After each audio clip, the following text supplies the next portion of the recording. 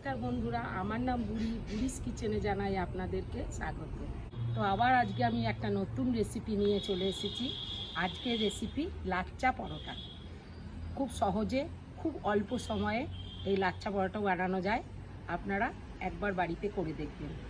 তো চলুন বন্ধুরা, আমি আজকে আপনাদেরকে লাচ্চা পরোটা করে দেখাই। লাচ্চা পরোটা করবার জন্য আমি সবার প্রথমে নিয়ে নেব 2 কাপ ময়দা,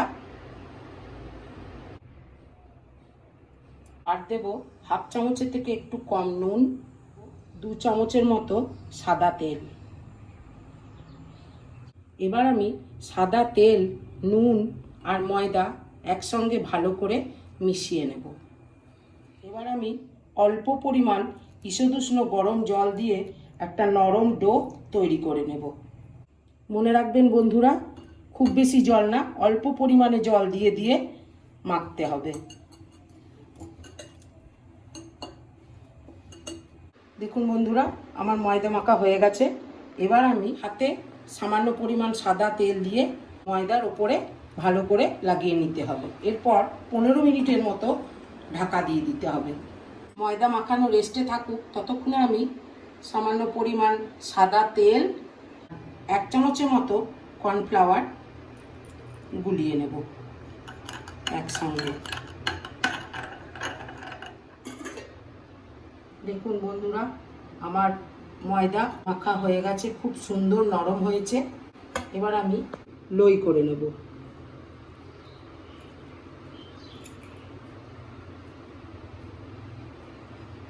দেখুন এই সাইজের লই করব।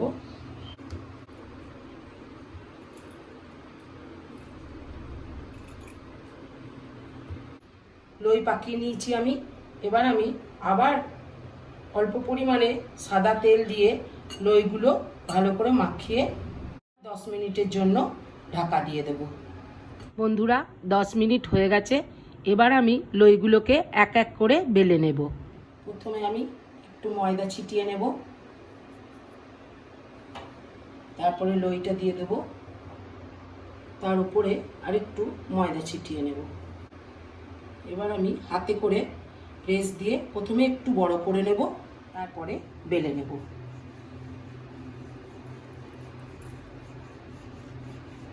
দেখুন বন্ধুরা, আমি এইভাবে বেলে নিয়েছি। ঠিক এই রকম হবে থিকনেসটা। এবার আমি কর্নফ্লাওয়ার আর তেল যেটা আমি গুলিয়ে রেখেছিলাম সেটা এর উপরে দিয়ে দেব।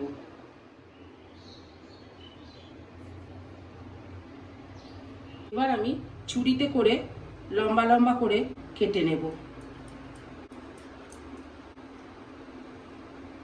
বন্ধুরা, আমি এরকম পাতলা করে স্লাইস করে কেটে নিয়েছি। এবার আমি গুটিয়ে নেব।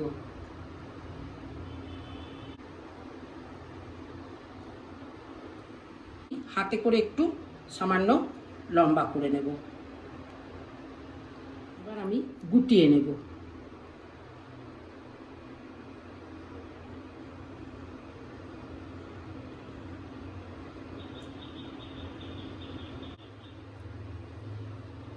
ঠিক এইভাবে আমি বাকি লাচ্চা পরোটাগুলো বানিয়ে নেব। দেখুন বন্ধুরা, আমার লই পাকানো হয়ে গেছে। এবার আমি এগুলোকে বেলে নেব। প্রথমে হাতে করে আমি একটু বড় করে নেব, তারপরে আমি বেলনা দিয়ে সামান্য প্রেস করে দেব। খুব বেশি বড় করব না। এবার আমি পরোটাটা তুলে নিয়ে তাওয়াতে দিয়ে দেব। প্রথম অবস্থায় তেল দেব না, আপনারা সাদা তেলেও ভাজতে পারেন, আবার ঘিয়েও ভাজতে পারেন। পরোটাটা দিয়ে আমি এর উপরে তেল দিয়ে দেব।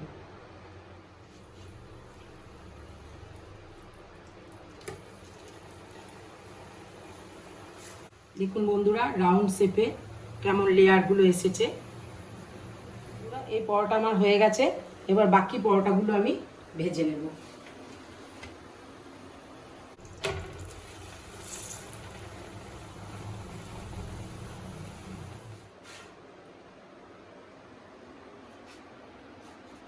তো দেখুন বন্ধুরা, আমার লাচ্চা পরোটা হয়ে গেছে। এবার আমি পরোটাগুলো একসঙ্গে করে নিয়ে গরম অবস্থাতেই হাতে করে একটুখানি ঠিক এইভাবে আমি চাপড়ে নেব। দেখুন লাচ্ছা পরোটার আমার লেয়ার হয়েছে। আপনারা দেখলেন আমি কিভাবে লাচ্ছা পরোটা বানালাম। আপনারাও একবার বাড়িতে বানিয়ে দেখবেন যে কেমন লাগছে, আর কমেন্ট করে জানাবেন আমাকে। তো বন্ধুরা, আজ এই পর্যন্ত। আবার কোনো একদিন দেখা হবে একটি নতুন রেসিপি নিয়ে।